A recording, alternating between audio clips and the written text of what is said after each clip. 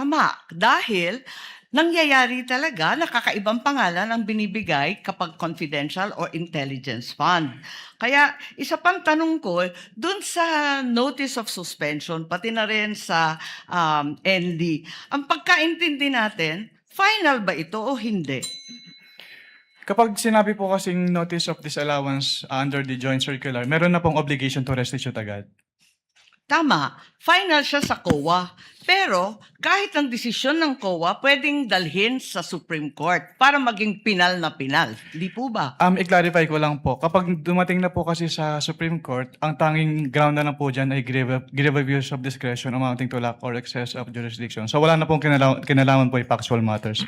Ganun nga, talaga naman na matters of fact, hindi naman rin na-raise sa Supreme Court, tama ka doon. Pero hindi pinal. Pwedeng dalhin sa Korte Suprema. At no point at is final. I-clarify ko lang po, yung decision po ng COA to restitute ay hindi po apektado nung pag-file sa Supreme Court. So kahit mag-file po sila ng petition for certiorari sa Supreme Court, kailangan na po nilang ibalik kaagad. Kasi yung pendency po ng petition for certiorari, hindi po niya na-stay yung obligation to restitute. Naintindihan natin yon, pero hindi pa tapos ang kaso. Pwede pang dalhin sa Korte Suprema, hindi po ba? At saka dun sa notice of suspension, balikan ko lang, was there a finding na ginamit sa pansarili yung mga confidential funds ng OVP?